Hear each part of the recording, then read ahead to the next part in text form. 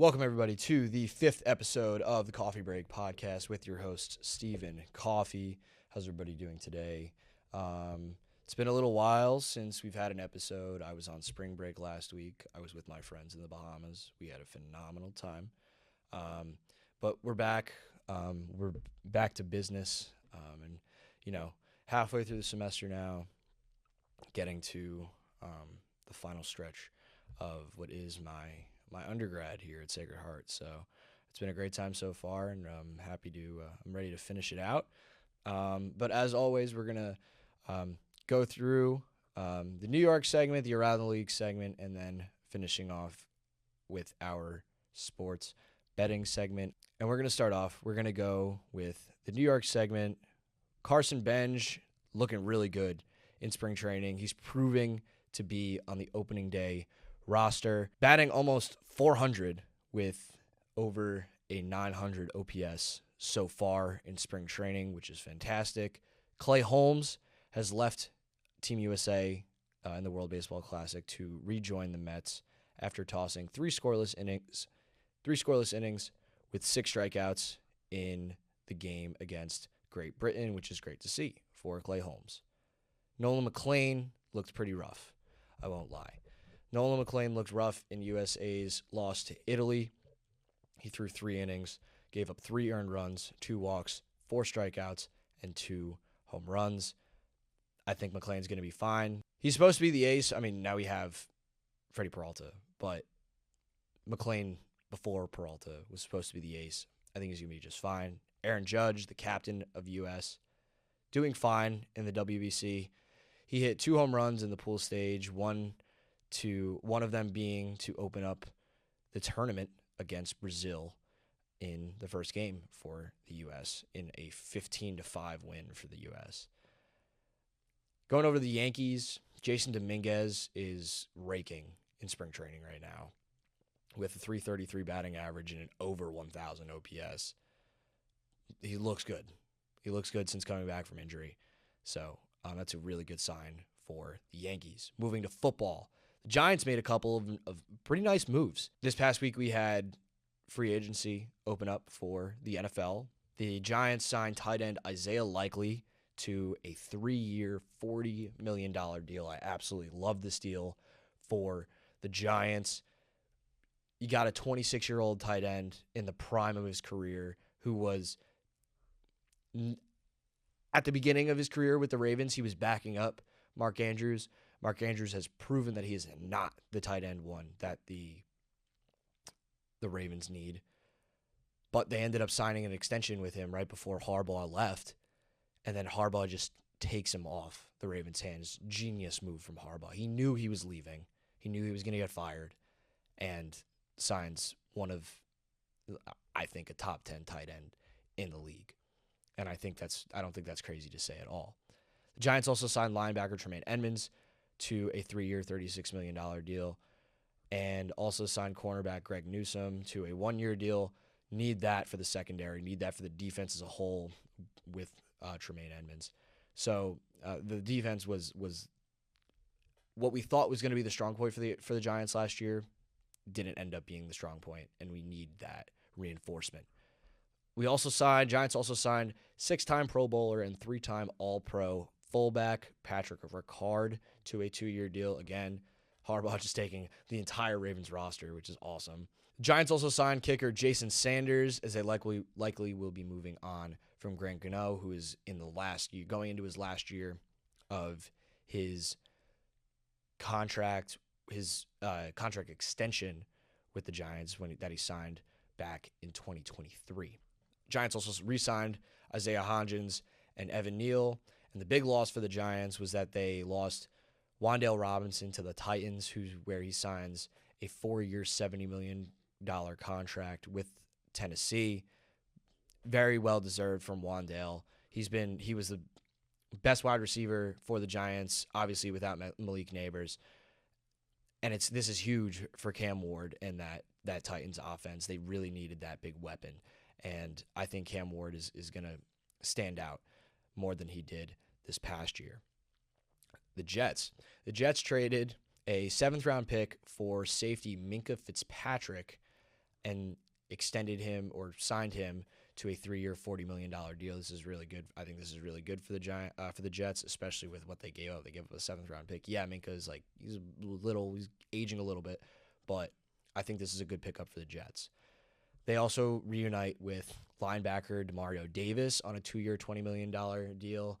He was a former 3rd-round pick for the Jets back in 2012 and then ended up leaving the Jets for the Saints in 2018. They also signed defensive lineman David Onyemata to a 1-year, $10.5 million deal, and the Jets traded for Geno Smith. Why? I think this is hilarious. He leaves the Jets, kind of balls out a little bit, has a good career in Seattle, then gets traded to the Raiders. He goes with Pete Carroll to the Raiders and has the worst season of his career. And now the Jets just traded for him. Wow. That's funny. The Jets just can't. The Jets will jet. I know everybody says that the Mets will Met, but the Jets really will jet. It's just wow. There were also rumors that the Jets were going to trade for Brian Thomas Jr. back in November. Although they still have interest, Jags GM James Gladstone has shot down those rumors, saying that he is not available to begin with and called all the rumors fraudulent claims. Unfortunate for the Jets. They kind of need a wide receiver at this point. They need anything that they can get at this point. That does it for the New York segment. The Islanders have been red hot. I'm not going to go over all the games because I've missed talking about so many since the All-Star break. But not since the All-Star break. I've missed so many games since I last recorded. But they've been on a heater. Other than being out west, they lost 2 games to the Ducks and to the Kings. But other than that, they've looked really good. They're now 10-0 in overtime, in the overtime frame, which is unbelievable. That's crazy to think about, because if you talk about last year, where the Islanders had double digits in that overtime shootout loss column, where if you even take half of those from last year, they probably make the playoffs with the 7 or 8 points that they could have gotten in addition to the losses that they had in overtime and shootouts. This is fantastic for the Islanders. This was their big weakness last year. This is why they missed out on the playoffs. So this is great for the Islanders. 10-0 in overtime. It's crazy to think about.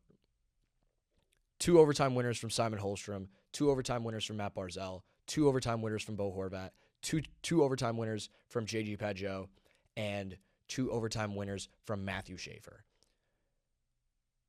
Whoever scored in overtime for the Islanders has already done it before this season. It's amazing. I will talk about this as well. The Islanders traded for Braden Shen. I saw this when I was away. I was very happy at first. Then you look at what we gave up. You gave up a prospect, a 1st-round pick, a 3rd-round pick, and Jonathan Drouin. A 1st-round pick for a guy he's kind of old. What is he, 33, 34? He's getting up there in age. I'm not upset about it. Obviously, he was a leader. He was a captain of the Blues. So he's 34. So I'm not upset about the trade. I'm just upset about what we gave up. The 1st-round pick might have been a little too much. Jonathan Drouin, bye. You were useless, dude. You were just doing cardio on the ice at this point. You haven't scored in 4 months. And then you score in your first game with the Blues. Come on, bro. That's fine. I'm totally okay with it. I think Shen is going to work really well in the Islanders' system and their play style. I think Patrick Waugh really likes him a lot. So, and he got an assist on Barzal's overtime goal the other night against the Blues. So, great to see. They play the Kings tonight. I'm really hoping that they somewhat do well against the Kings, because they didn't do well the other night against the Kings. They left Panarin all alone in front of the net at one point. So we'll see how that goes. Ilya Sorokin continues to look like a Vezina candidate, or the lead Vezina candidate. It's great to see for the Islanders so far. The Rangers, that's all I got to say. So we're going to go to the Around the League segment. And like I mentioned, free agency is hit for the NFL. I've touched on the Giants and the Jets, and I'm going to go through all of the teams and what their big moves have been throughout the offseason so far. We're pretty much going to go rapid fire. So here we go. We're going to start with the Bills. The Bills traded for wide receiver DJ Moore and a 5th-round pick for a 2nd-round pick. They gave up a 2nd-round pick for DJ Moore. I love this move for the Bills. Josh Allen has been looking for that wide receiver 1. Yeah, DJ Moore is aging a little bit, but you need something to start with. DJ Moore is still, I think, not a top-tier wide receiver 1, but a bottom-tier wide receiver 1, an average wide receiver 1. So this is a great pickup for the Bills. They also signed outside linebacker Bradley Chubb to a 3-year, $43.5 million contract. Bradley Chubb, he's a stud. Dolphins released Tua Tagovailoa. This is, I couldn't believe this, to be honest. I didn't think that they would ever do it. I thought the Dolphins were too much of a joke of a franchise to even think about releasing Tua, but they did it. And they ended up signing Malik Willis to a 3-year, $67.5 million contract.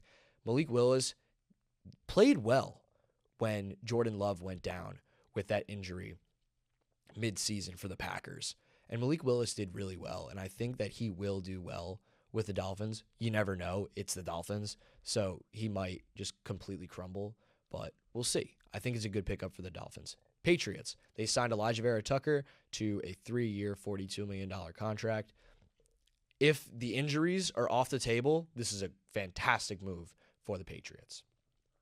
But might get it's a little iffy with the injuries. You can't really judge it off of that. But if he stays healthy, man, this might be a really good contract for them. They also signed wide receiver Romeo Doubs to a 4-year, $70 million contract. They needed a wide receiver. My God.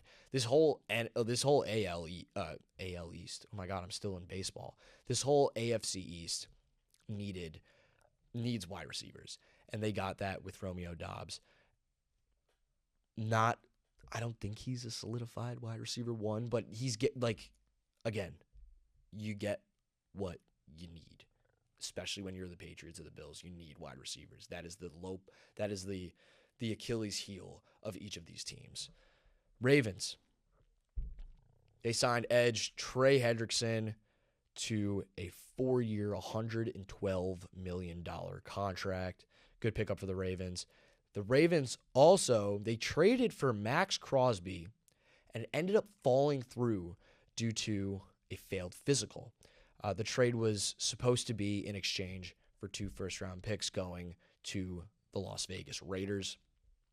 This is a tough pill to swallow for the Ravens because you thought, they didn't make the playoffs this past year, but the team on paper, they should have. 100% they should have. Obviously you missed out on Lamar for a couple of weeks, but on paper, this team should have made the playoffs, and Max Crosby would have solidified that defense and made that defense extremely scary. And it's unfortunate that that trade ended up falling through. Now we go on to the Bengals. The Bengals signed edge Boye Mafe. Am I saying that? Boye Mafe to a 3-year, $60 million contract, and safety Brian Cook to a 3-year, $40.25 million contract. Browns signed a bunch of O-linemen and linebacker Quincy Williams. Steelers, wide receiver Rico Dowdle signs a 2-year, $12.5 million deal, and also acquired wide receiver Michael Pittman from the Colts, and then signed him to a 3-year, $59 million contract. Again, Steelers also needed wide receivers. These are two really good pickups for them, especially Michael Pittman, who, in my opinion, Indianapolis was not the place for him. I think, you never know. I mean, Pittsburgh might not be the place for him either.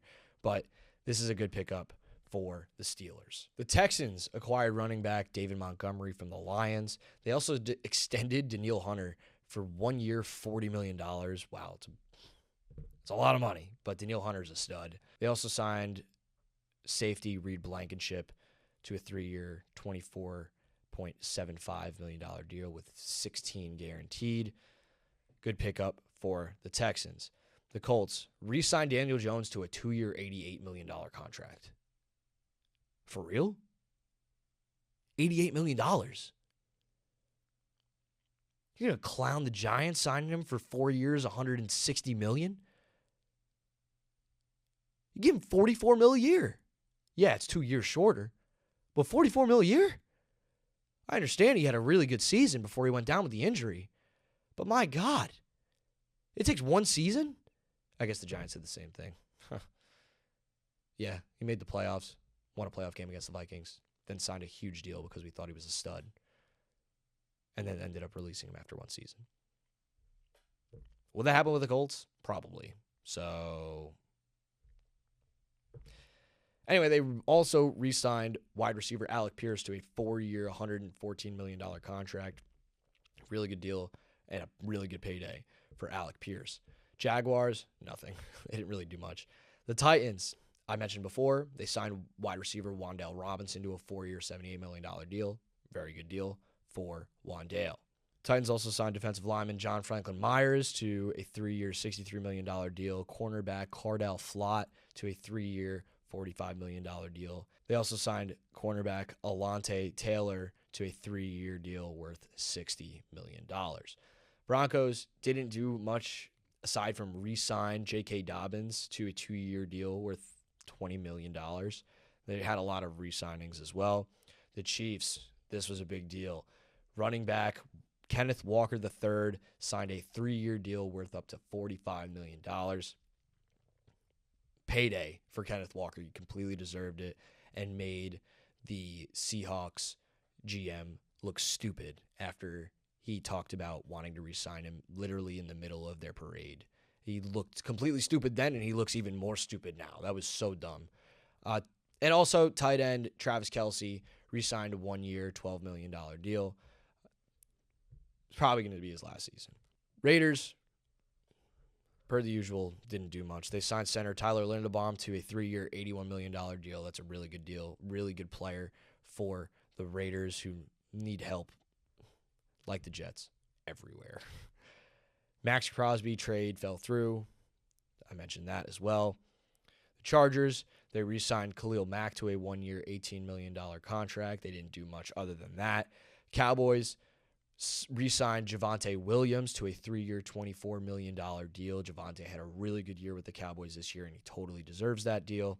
Jalen Thompson signed a 3-year deal worth a maximum of $36 million. And moving on to the Eagles, they didn't do much either, but they did sign an extension for Jordan Davis, 3 years, $78 million. Jordan Davis, absolute tank. He's a beast. So you needed to keep him on your team, or else if he went anywhere else, especially in the NFC East, that would have been really scary. The Commanders, they signed tight end. I don't know how to pronounce his first name, but I know it's Okonkwo, who played for the Titans. Tight end Okonkwo from the Titans signed with the Commanders on a 3-year deal worth up to $30 million.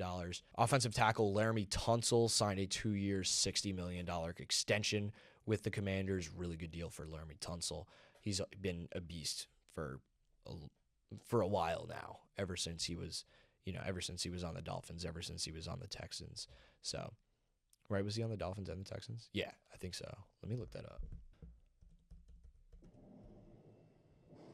While some see a financial world upended, that scared the crap out of me. I had no idea what that was.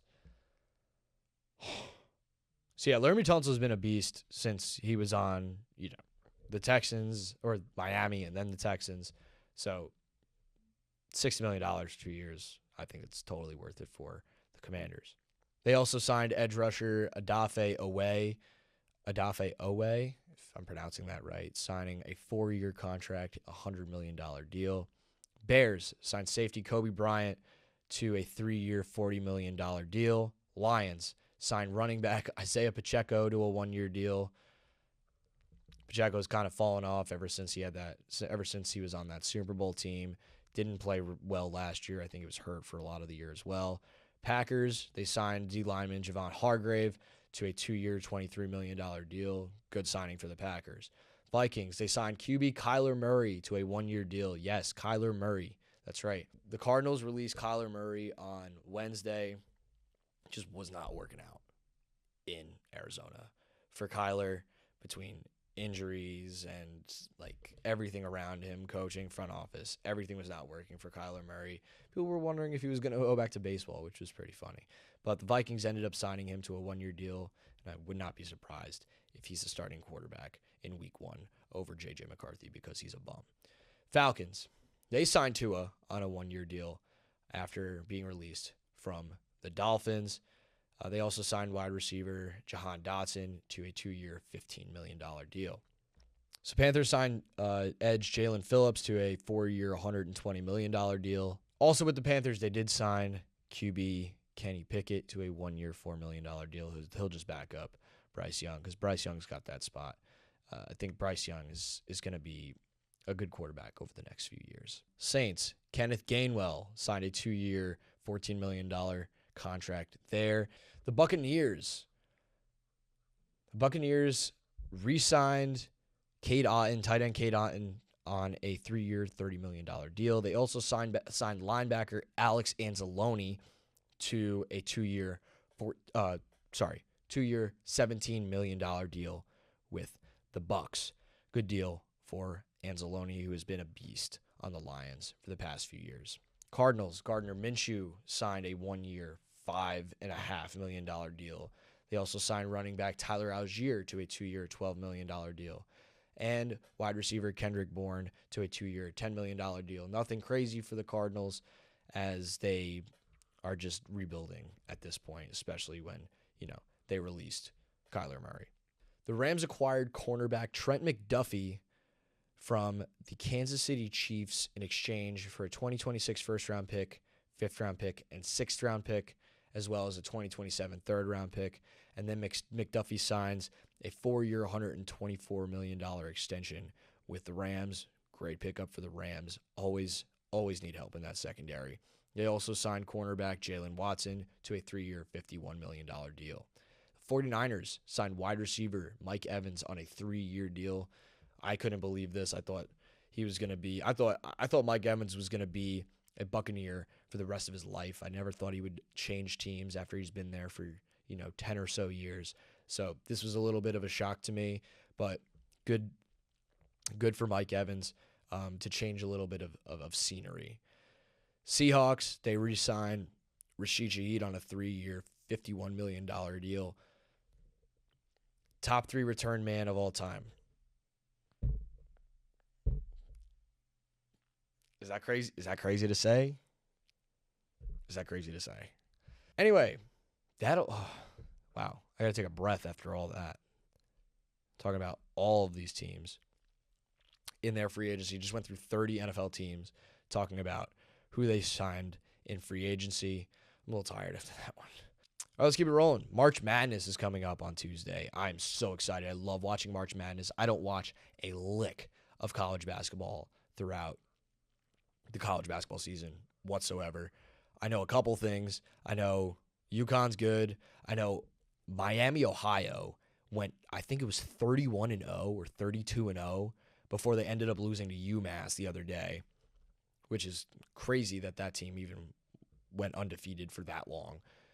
I know Hofstra won, I think it was a CAA, I think is what they won. They're going to be the 13 seed or 14 seed, or I think it's the 14 seed. But yeah, the other day Hofstra beat Monmouth in the CAA championship. So they are officially going to the dance, which is great. Hofstra, right down the street from my house, back at home. That's the only reason I'm talking about them. I don't know. I know UConn's good, but just because a bunch of my boys watch UConn, guys who grew up in Connecticut, they watch UConn all the time. St. John's, I don't really know how St. John's is doing. I'm assuming that they're going to make the tournament and that they're going to win the Big East. Are they going to win the Big East?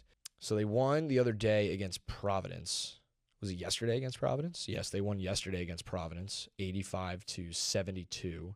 I'm assuming that they're going to make the tournament, right? I don't know how any of that stuff works, but somebody, please educate me. That would be fantastic. The World Baseball Classic is also going on right now. I haven't really kept up. I'm not going to lie. I thought I would be. I haven't really been keeping up with the World Baseball Classic, but I know when we were in the Bahamas, it was the first game was on the first few games were on Thursday, but the U.S. game was on Friday night. So we watched that. That was pretty cool watching Aaron Judge open up that game against, it wasn't Mexico, it was against Brazil. I might have said Mexico earlier in this episode, but it was Brazil. They won 15-5. Unreal. And I thought that the U.S. was going to absolutely take over this tournament. They don't look great. They look good. But for the roster that they assembled, I think they should be doing better. But to go through it, Pool A, Canada and Puerto Rico make the playoffs. Pool B, Italy and U.S. make the playoffs. Italy, wow. I did not expect Italy to be near competitive in this tournament. It's mainly guys who have Italian descent that are playing in the MLB that are from America, but they have Italian descent. Like if I was in the MLB, I'd play for Italy, I guess. What does that even mean? I don't know. But in that pool B, it's a big miss from Mexico because Mexico is very close to moving on to the championship last year, or not last year, the last time the U.S. was in the World Baseball Classic. Pool C, Japan and Korea make the playoffs. And Pool D, the Dominican Republic and Venezuela make the playoffs. The Dominican Republic look crazy good right now. The Dominican Republic is probably the best team in this tournament, and they are scary. Very, very scary. Let me look up the bracket for this. So the quarterfinal matchups, there's 8 teams remaining. There was 2 teams from each of the pools that made the playoffs. Korea, who's the runner-up of Pool C, will play the Dominican Republic in Pool D. That might be an ass whooping from the Dominican Republic. The U.S. Pool B runner-up against Pool A winner Canada. U.S. and Canada meet again on a national stage, on an international stage. Puerto Rico, runner-up of Pool A, plays Italy, who's the winner of Pool B. That should be a good game. Venezuela versus Japan, that also should be a really good game. It's gonna be pitching against offense. In terms, like, Japan's pitching is really good against Venezuela's really good offense. So I think Venezuela's pitching is a little bit messy, but both of these games, these take place on Saturday, I believe. Both Puerto Rico and Italy and the Venezuela-Japan games, they take place on Saturday. They should be really good games. The Korea-Dominican Republic, they play today at 6:30, so in 2 hours. And then United States and Canada, they play at 7 Central Time, so I guess 8 Eastern Time. So the WBC, from my knowledge, has been very entertaining so far. I think, what was the stat that I saw the other day? In 2 of the pool games on the same day, there was walk-off home runs, and there had never been walk-off home runs in the WBC ever before that. And one was from Ozzie Albies. It was Netherlands. I forgot who they were playing. I think it was Netherlands against maybe Panama or Nicaragua. I think it was Nicaragua. And Ozzie Albies hit a home run down to his last strike, down 2 runs, and hit a 3-run homer to win the game. That was insane. But I would think that so far the WBC has been entertaining. I'm going to watch these games. I can promise I'm going to watch these games because these games are, we got rid of the teams that are in it for, national pride. Now we're in the good stuff. Okay. So it's going to be a very entertaining next week or so for the WBC. I'm not sure when the championship is for that. Hopefully, maybe I'll record right after or right before. We'll see. We'll see what happens. So, but the WBC has been very entertaining so far, based off of all the clips that I've seen on Instagram. So, but that's going to do it for the Around the League segment. Actually, I did want to talk about this real quick. There was a game in the NHL, Tampa Bay and Buffalo. Buffalo, first of all, Buffalo is an absolute wagon. Watch out for them in the playoffs. They haven't made it since 2010. Watch out for them in the playoffs. They're an absolute wagon right now. Buffalo ended up beating Tampa 8-7 in this game. Over 100 penalty minutes combined between the two teams in this game. Madness in this game. I watched the highlights. Unbelievable. I think Tampa was up 5-1 or 4-1. I think they had at least a 3-goal lead. Buffalo tied it, and then they had Tampa had another 2-goal lead. Buffalo tied it, and then like literally a minute later with 4 minutes left in the third, Buffalo takes the lead. It looked like an unbelievable game to be at. That atmosphere looks electric right now. Watch out for Buffalo in the playoffs. They are going to be scary. But yes, that's going to do it for the Around the League segment. Of course, we have our betting segment, and I'm going to touch on the bets that we had last time. I don't think they did too well, but let's see. It was this slate. I found it. All right. So I had Minnesota money line over Utah. That did not hit. Utah won that game 5-2. Anaheim. I had Anaheim and Winnipeg. I had Anaheim -1.5. That didn't end up hitting because Anaheim won in overtime. So it was only a 1-goal difference. I needed a 2-goal difference. So that one didn't hit either. Buffalo money line over the Panthers. That one hit. And Vegas money line over the Caps. That one did not hit. Washington won 3-2. Unfortunate for in terms of the bet slip. We went 1 for 4. That's been our worst showing so far, unfortunately. What are we now? We were what? 10 for 12. I think we were 10 for 12. Editing Steve, if I'm wrong, correct me. I think we were 10 for 12. So if we add that one up, we're 11 for 16 so far. And now we have another bet slip, another fliff parlay per the usual. It's a 4-leg parlay. We have $1, and I will let you know how much it pays out to. To start off, these are for all of these games are tomorrow. It's an NHL +1 WBC game. We have, to start for the NHL, we have San Jose against Montreal tomorrow night at 7 o'clock. That is, I have over 6.5 in that game. The Sharks are a bottom 5 team when it comes to giving up goals. Montreal is, I think Montreal is bottom 10 in goals allowed. I think Montreal was, when I looked at the list, it was Montreal was 24th. I think San Jose was 27th when it came to goals allowed. So Montreal, San Jose, over 6.5 goals. Both of these offenses are really good. Montreal, Nick Suzuki, Slavkovsky, not Celebrini. Celebrini's on the Sharks, but Celebrini is a good addition to that. And Cole Caulfield, that's what I'm thinking of, Cole Caulfield. So that over 6.5 for San Jose and Montreal is at -130. I have Rangers versus Wild. I have Wild -1.5 at +100. The Rangers stink. The Wild are good. What else do I have to say? Pittsburgh versus Utah. Pittsburgh at plus odds. Pittsburgh has been finding ways to win all season. I don't think that Pittsburgh is that good, but they continue to find ways to win. I think Pittsburgh wins this game against Utah at +125. Then I have Venezuela versus Japan. I have Japan -1.5 at +115. Again, I had mentioned it's Japan's pitching against Venezuela's offense. If Japan's pitching keeps Venezuela's offense in check, that Japan offense is going to take care of business and do their job. So adding all of those up, it's a 4-leg parlay. 4 legs add up to plus 16.11, $1 to pay out, $17.11. And that, my friends, will do it for the 5th episode of the Coffee Break podcast. Thank you again for tuning in.